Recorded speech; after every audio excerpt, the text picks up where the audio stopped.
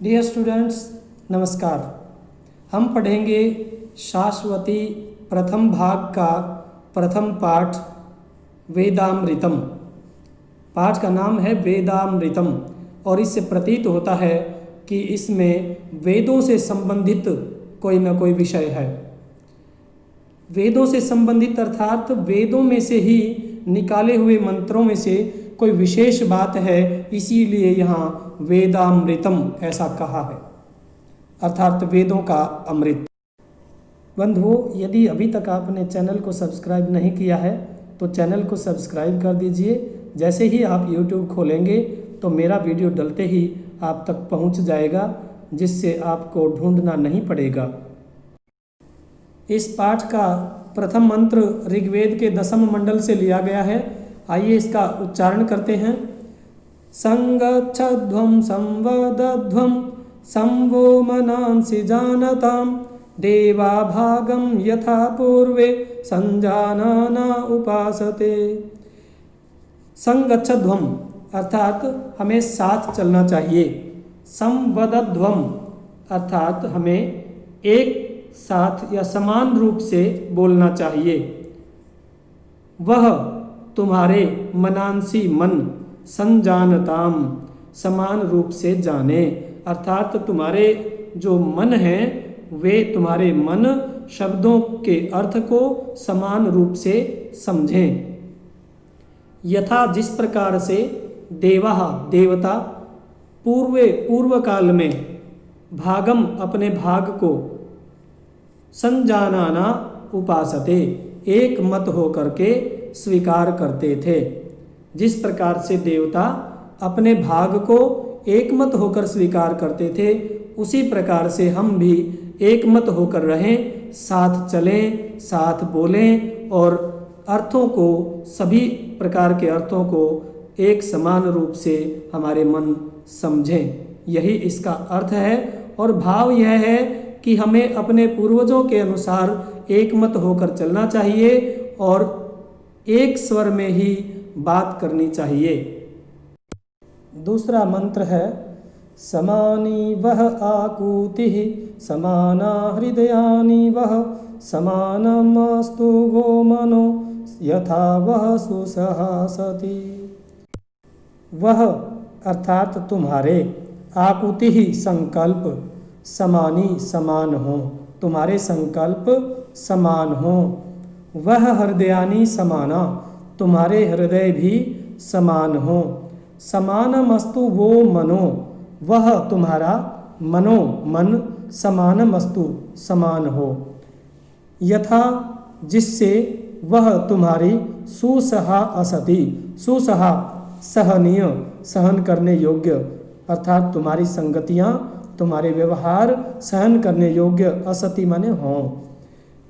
तुम्हारे संकल्प, तुम्हारा हृदय और तुम्हारा मन सभी समान हो, जिससे तुम साथ रह सको और तुम्हारे व्यवहार, तुम्हारी संगति एक दूसरे के लिए सहन करने योग्य हो। इस प्रकार से तुम्हें मिलजुल कर रहना चाहिए। इसका भाव यही है कि तुम्हारे हृदय, संकल्प और मन एक समान हो, जिससे तुम एक साथ रह सको। तृतीय मंत्र है मधुवातारितायते मधुक्षरन्ति सिन्धवः माध्वीर्नः सन्त्वोखधीः।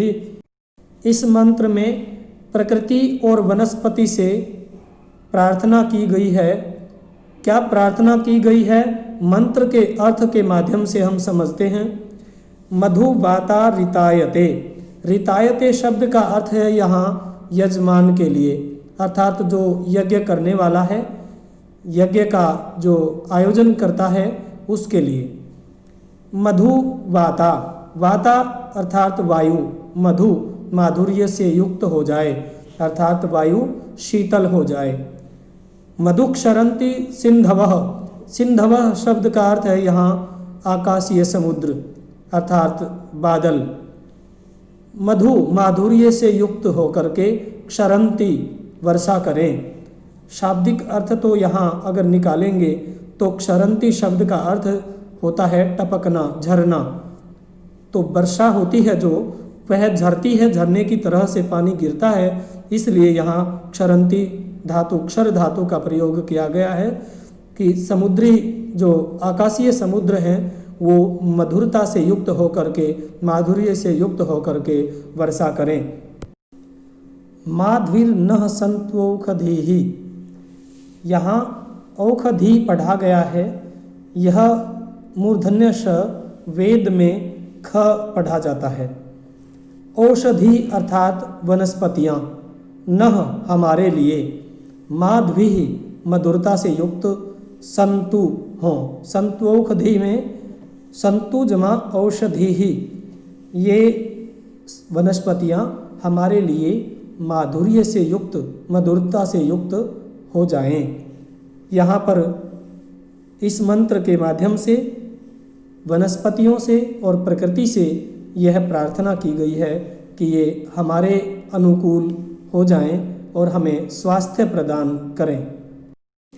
यज्जाग्रतो दूरमुदैति दैवं तदुसुप्तस्य तथैवैति दूरंगमं ज्योतिकां ज्योतिरेकं तन्मे मनः शिवसंकल्पमस्तु।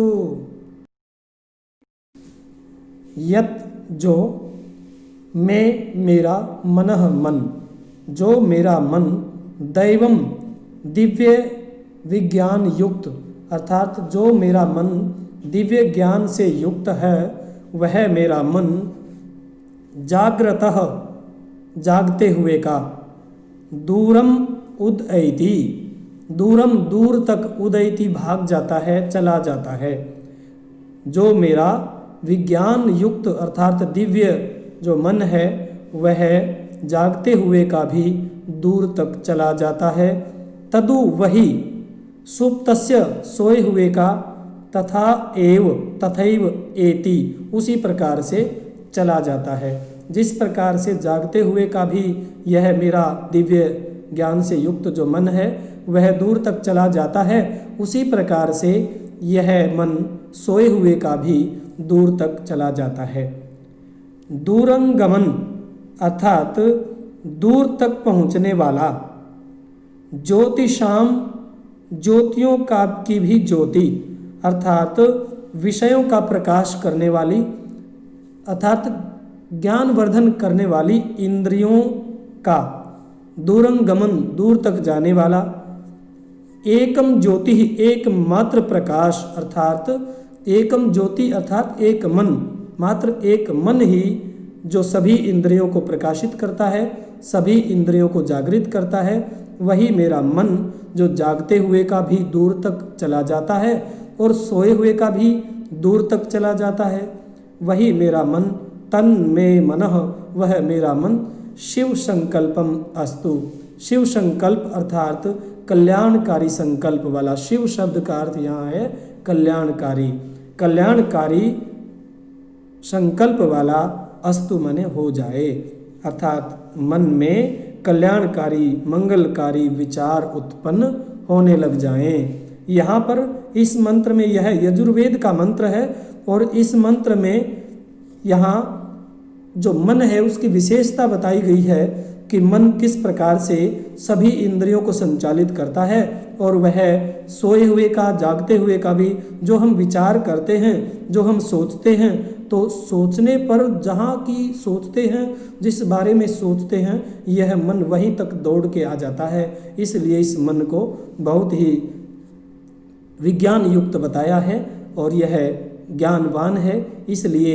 इस मन के बारे में कहा गया है कि यह मेरा मन अच्छे संकल्प वाला हो जाए, अर्थात अच्छे विचारों वाला हो जाए। तच्चक्षुर्देवहितं पुरस्तात् शुक्रमुच्चरत पश्येम शरदः शतं जीवेम शरदः शतं शृणुयाम शरदः शतं प्रब्रवाम शरदः शतम् अदीनाः स्याम शरदः शतं भूयश्च शरदः शतात्।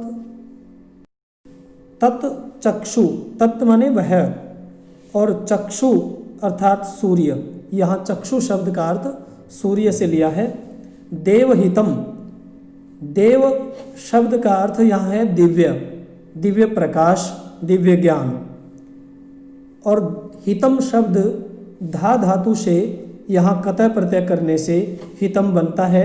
दधातेर ही सूत्र से धा धातु को ही आदेश हो जाता है और धा धातु का अर्थ होता है धारण करना। देवहितम दिव्य प्रकाश को धारण करने वाला। तत् वह देवहितम दिव्य प्रकाश को धारण करने वाला। शुक्रम अर्थात शुद्ध प्रकाश स्वरूप, शुद्ध प्रकाश से युक्त। चक्षुः सभी को दृष्टि प्रदान करने वाला, पूरे लोक को जागृत करने वाला सूर्य। पुरस्तात पूर्व दिशा से उच्चरत उदित हुआ है। वह सूर्य पूर्व दिशा से उदित हुआ है। पश्येम शरदः शतम। शरदः शब्द का अर्थ है वर्ष, शतम शब्द का अर्थ है 100। शतम शरदः 100 वर्षों तक। पश्येम देखते रहें, इस सूर्य के प्रकाश में हम 100 वर्षों तक देखते रहें। शरदः शतम जीवेम 100 वर्षों तक हम जीवित रहें। जीवेम अर्थात जीवित रहें। शरदः शतम शृणुयाम और 100 वर्षों तक हम शृणुयाम सुनते रहें। शतम अर्थात 100 और शरदः वर्ष। प्रब्रवाम बोलते रहें, हम 100 वर्षों तक बोलते रहें अर्थात आपस में बातचीत करते रहें। अदीनः श्याम और 100 वर्षों तक हम दीनता से रहित होकर रहें अर्थात दीनता हमारे पास भी न आए, इस प्रकार से हम जीवन यापन करें। भूयश्च शरदः शतात और 100 वर्षों के बाद भी 100 वर्षों तक हम इसी प्रकार से देखते रहें, जीवित रहें, सुनते रहें, बोलते रहें और दीनता से रहित होकर के जीवन यापन करते रहें। अंतिम मंत्र अथर्ववेद के पृथ्वी सूक्त से लिया गया है। आइए इसका उच्चारण करते हैं। जनम बिभ्रति बहुधा विवाचसम नानाधर्माणं पृथिवी यथौकसं सहस्रं धारा द्रविणस्य मेदुहां ध्रुवेव धेनुरनुस्फुरन्ति। इस मंत्र में मातृभूमि से प्रार्थना की गई है कि वह कामधेनु गाय की तरह से हमारी सभी मनोकामनाओं को पूर्ण करे। देखिए अर्थ, बहुधा विवाचसम अनेक प्रकार की विभिन्न भाषाओं को बोलने वालों को, नाना धर्माणम अनेक धर्मों का पालन करने वालों को, यथौकशम जिस प्रकार से एक ही घर में रहते हैं, एक ही घोंसले में रहने वालों की तरह से जन्म लोगों को, अनुस्फुरंती अनुस्फुरंती बिना कंपन के, बिना हिले हुए, ध्रुवा स्थिर रहते हुए, पृथ्वी यह पृथ्वी विभ्रति धारण करती है अर्थात लोगों को बिना हिले हुए, अनेक धर्मों का पालन करने वाले, अनेक भाषाओं को बोलने वाले विभिन्न लोगों को यह पृथ्वी इस प्रकार से धारण करती है जिस प्रकार से वे एक ही घर में रहते हों। धेनु इव गाय की तरह से, कामधेनु गाय की तरह से, द्रविणस्य धन की, सहस्रम धारा हजारों धाराओं को, मेरे लिए दुहाम बहा दो। पृथ्वी माँ से यह प्रार्थना की गई है कि जिस प्रकार से कामधेनु गाय हर मनोकामना को पूर्ण करती है, उसी प्रकार से मेरे लिए धन की हजारों धाराओं को बहा दो अर्थात पृथ्वी में इतना अन्न पैदा हो कि मैं धनवान बन जाऊं। इस प्रकार की इस मंत्र के माध्यम से पृथ्वी से कामना की गई है।